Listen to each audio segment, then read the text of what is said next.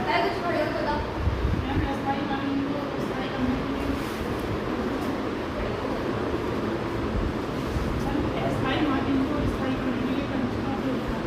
और किसी को पता है कुछ? नहीं पता? लाइन से लिखते है ना। तो इसी प्रकार वर्कशॉप में अपनी जो तुम्हारी जॉब होती है उसको मार्किंग को अस्थायी से स्थायी करने का काम कौन करता है? पंच करता है। समझ में आ गया? हम जानेंगे इसके परिचय के बारे में, इसके मटेरियल के बारे में, इसके पार्ट्स के बारे में और कितने प्रकार के हमारे पंच होते हैं उसके बारे में और उनका उपयोग हम कहाँ करते हैं उसके बारे में। ठीक है, हम जानेंगे पहले इसके परिचय के बारे में।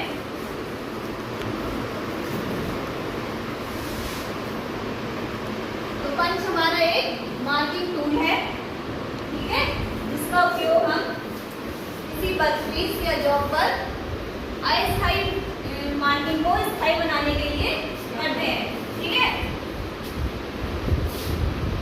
पंच मार्किंग टूल है जिसका उपयोग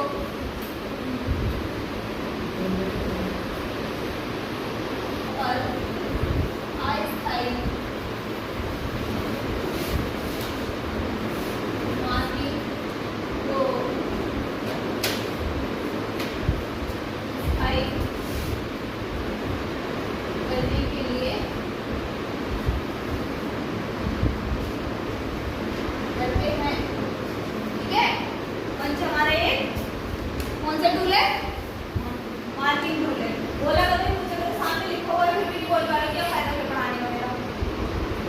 पंच हमारा एक मार्किंग टूल है, इसका उपयोग हम किसी वर्कपीस पर अस्थायी मार्किंग को स्थायी बनाने के लिए करते हैं। ठीक है, इतना समझ में आया? आ गया ना? किसी को पता है कि पंच किस पदार्थ से बने होते हैं? तो हम इसके मटेरियल की बात करें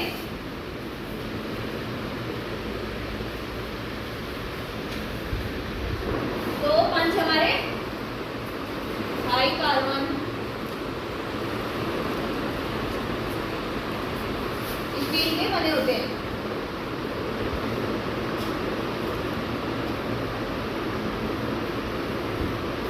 कौन से पदार्थ के बने होते हैं पंच? High carbon steel. ठीक है, हम जानेंगे इसके पार्ट्स के बारे में। ठीक है, पार्ट्स के बारे में हम जानेंगे इसके चित्र के माध्यम से।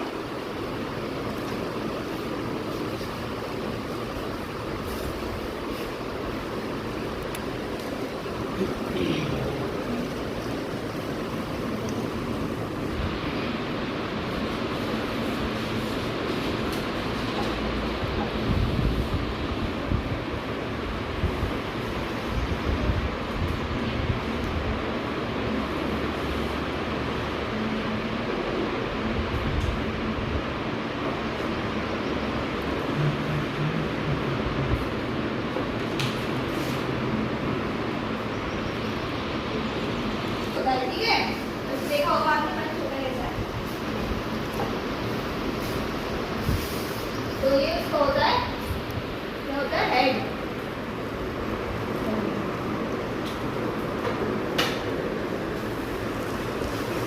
जो होती है इसकी बॉडी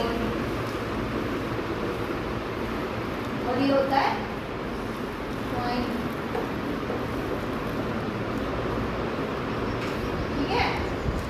ये हेड होता है इसका, ये बॉडी होती है और ये पॉइंट होता है।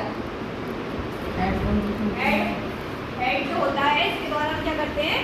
पंच में चोट मारते हैं, यानी कि इसके द्वारा हम चोट मारेंगे इसमें हैमर के द्वारा। ठीक है, और जो पॉइंट होता है उसका क्या काम होता है पता है किसी को? मार्किंग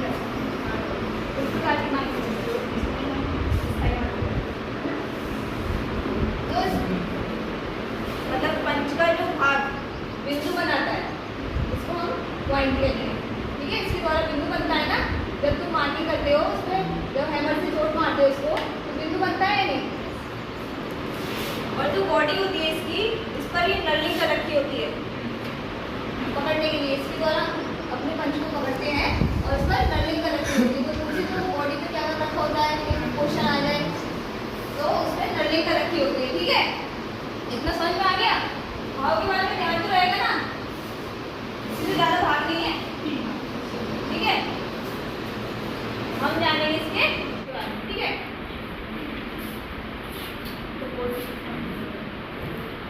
जो बोर्ड सही है।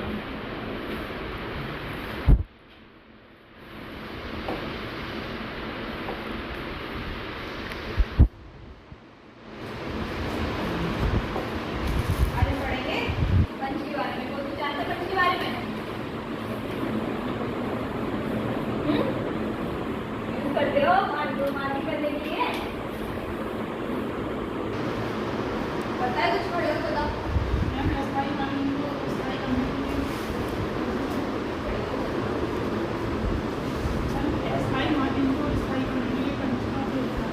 और किसी को पता है कुछ?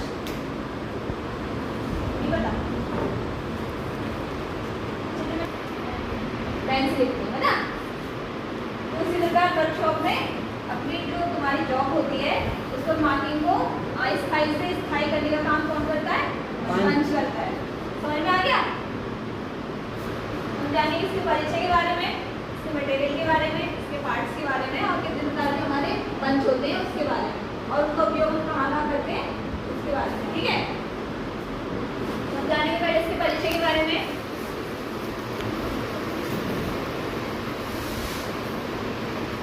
तो पंच हमारा एक मार्किंग टूल है। ठीक है, जिसका उपयोग हम किसी वर्कपीस या जॉब पर अस्थायी मार्किंग को स्थायी बनाने के लिए करते हैं। ठीक है, पंच मार्किंग टूल है जिसका उपयोग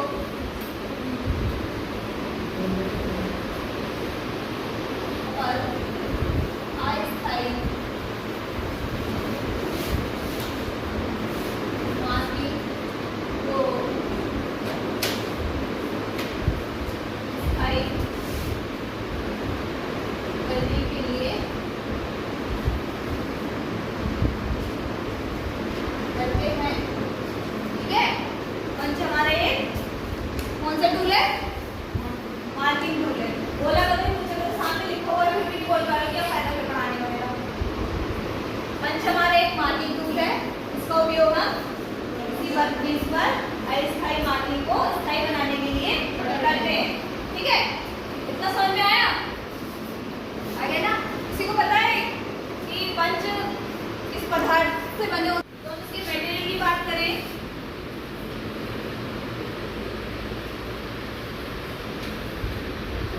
तो पंच हमारे हाई कार्बन स्टील के बने होते हैं।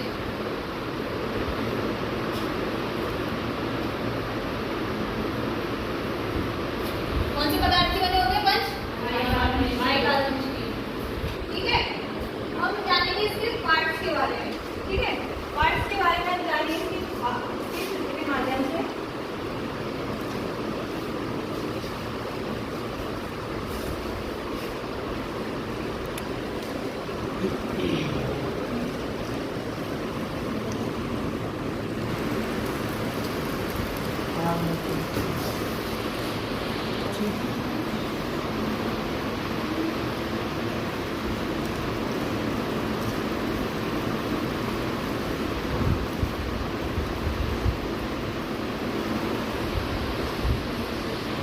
पढ़ते समय जरा काम फांसी में क्या करो तुम?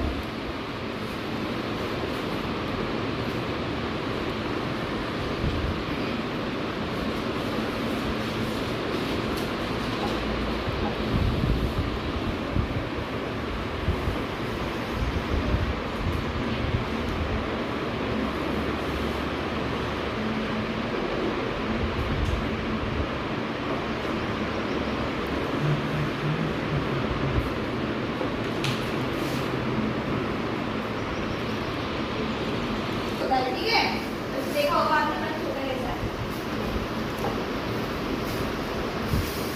तो ये उसका होता है, क्या होता है? हेड।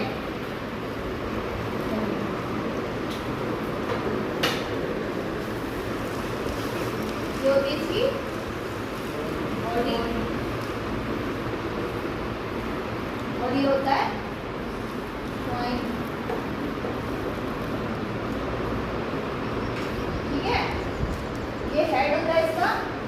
बॉडी होती है और ये पॉइंट होता है।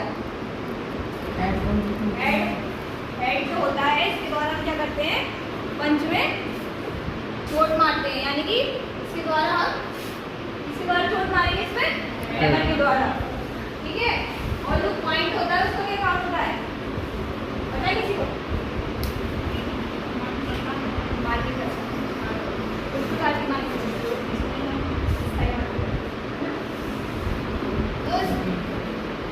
मतलब पंच का जो भाग बिंदु बनाता है उसको हम पॉइंट कहते हैं, ठीक है। इसके द्वारा बिंदु बनता है ना, जब तुम मार्किंग करते हो उसमें, जब हैमर से चोट मारते हो उसको तो बिंदु बनता है या नहीं।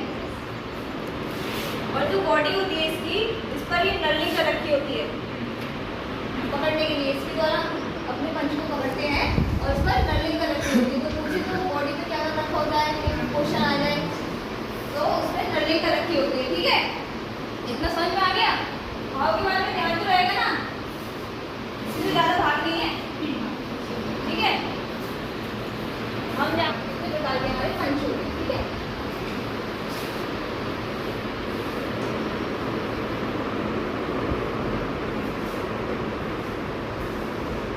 तो पहला होता है हमारा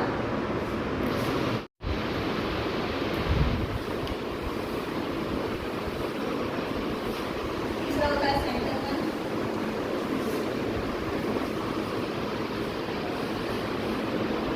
चौथा होता है पिन पंच,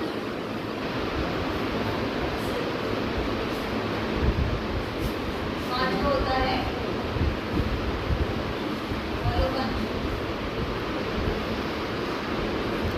छठा होता है बैक पंच,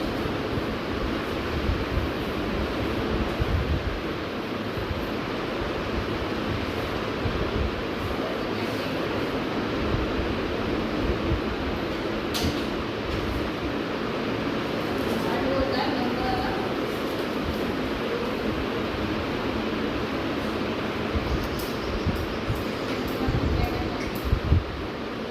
ठीक है। इस प्रकार के हमारे पंच होते हैं। पहला है पिन पंच, दूसरा डॉट पंच, दूसरा सेंटर पंच, फिर पिन पंच है, फॉलो पंच है, बैंड पंच और ऑटोमेटिक पंच और नंबर और लेटर पंच। कोई जानता है इनमें से कोई से भी पंच के बारे में?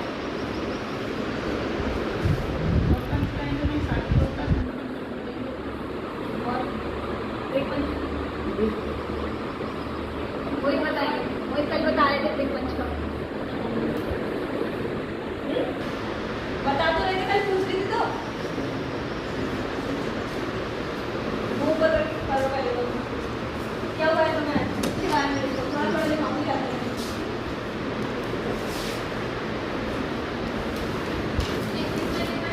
ब्रेक पंच इसका पॉइंट 30 डिग्री, 30 होता है।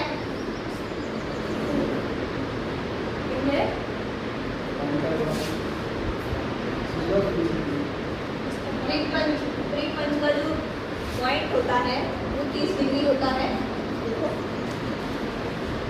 ठीक है। इसका उपयोग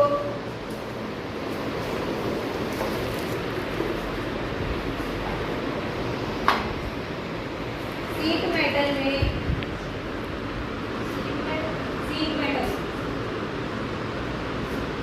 सीट मेटल में मार्किंग को पक्का करने के लिए करते हैं।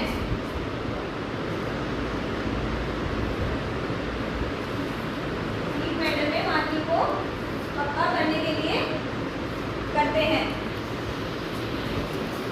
थोड़ा थोड़ा सामने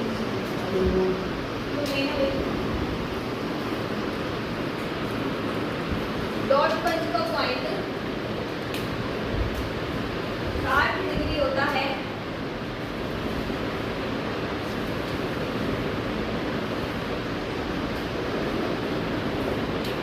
डॉट पंच का पॉइंट 60 डिग्री होता है। इसका उपयोग मार्किंग को पक्का करने के लिए करते हैं।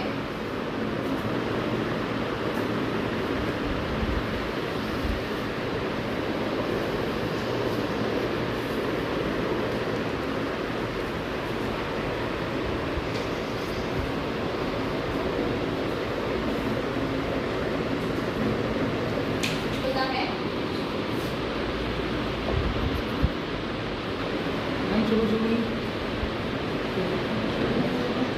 पंच का पॉइंट एंगल 90 डिग्री होता है।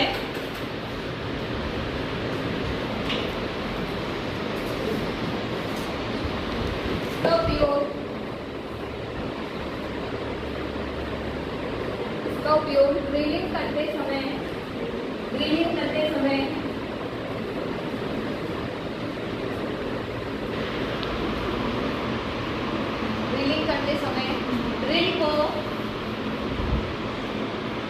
ड्रिल को सेंटर में बैठाने के लिए करते हैं। ड्रिल को सेंटर में बैठाने के लिए करते हैं। समझ में आई कि नहीं? बोलिए मुझे। 100 mm तथा व्यास 10 mm होता है।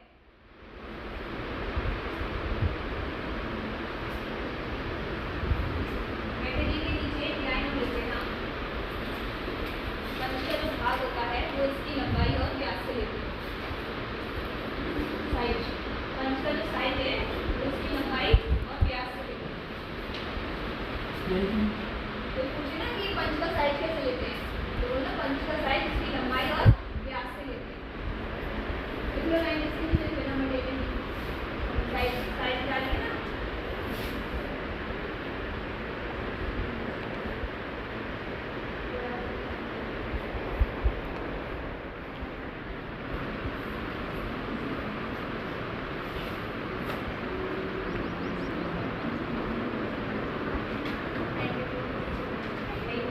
क्या हुआ? वो समझ नहीं आ रहा? जल्दी करते हैं। इसलिए 27 होते हैं।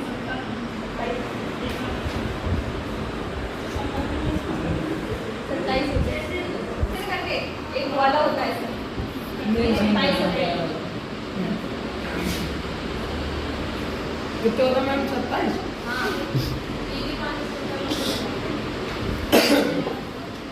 क्या लगेगा?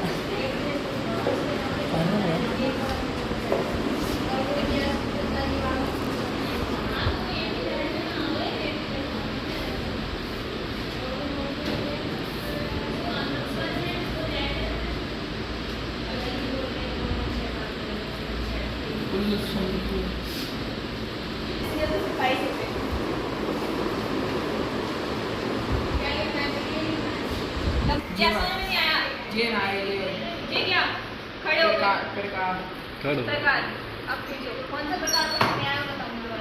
खड़े हो, कोई चीज समझ में ना खड़े हो और जिस पेपर पे लिखा है उसको उठाओ। अब बताओ कौन सा समझ में नहीं आया?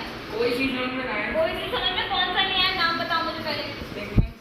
हाँ, फ्रीक्वेंसी वाले में क्या लिखा है वो पढ़ो। हाँ पढ़ो। मैं बोल के पढ़ा रही हूँ, समझा भी नहीं तब भी समझ में नहीं आ रही, कौन सी बात है? और किसको समझ में नहीं आया है? बताओ क्या लिखा है मैंने? बोलो। हिंदी पढ़नी तो आती होगी। बोलो। आते नहीं आती है। आती है। हाँ ऐसे ही बोलो। समझ नहीं आया तभी तो मैं तुमसे पूछ रही हूँ क्या समझ नहीं आया? फ्रीक्वेंसी के बारे में तुम्हें लिखवाया, पढ़ के बताओ मैंने क्या लिखवाया है। इसका ऑडियो 30 डिग्री होता है। ऑडियो क्या? अरे फाइन। तुम्हें अपनी हिंदी पढ़ने नहीं आ रही, गलती में दिखा रहे हो तुम। अरे वो मैम गलती हो गई। क्या वो लिखवाया मैंने? इसका पॉइंट 30 डिग्री होता है। इसमें क्या समझ नहीं आया तुम्हें? इसका उपयोग सी मटेरियल में मार्किंग सी या सीट लिखा है? सी क्या बोला? सीट बोला था ना? सीट बोला था? ये बताओ। सीट बोला था ना?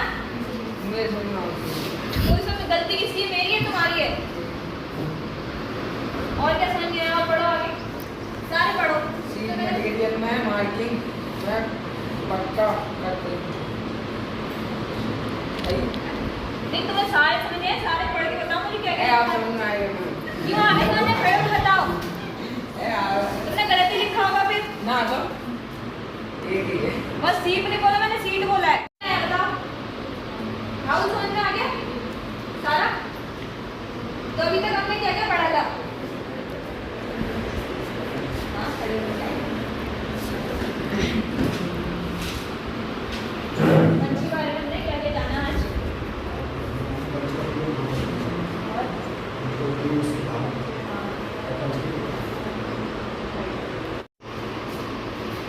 1.5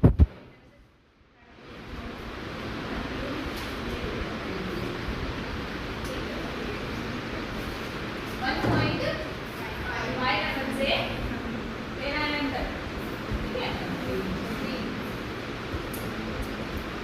इतना मैंने पढ़ा है, समझ में आया ना। इसकी जो पॉइंट एंगल है और ये चीज याद रखना, ये याद है क्वेश्चन एग्जाम में इसका मटेरियल याद रखना, इसका साइज कैसे लेते हैं वो याद रखना, ठीक है। साइज कैसे लेते हैं इसका, लंबाई और व्यास से। ऐसे ध्यान दो, पढ़ाई वैसे बोल रहे हो ना, वैसे बोला करो, ठीक है। तो कल हम पढ़ेंगे ट्राई स्क्वायर के बारे में, ठीक है। Try square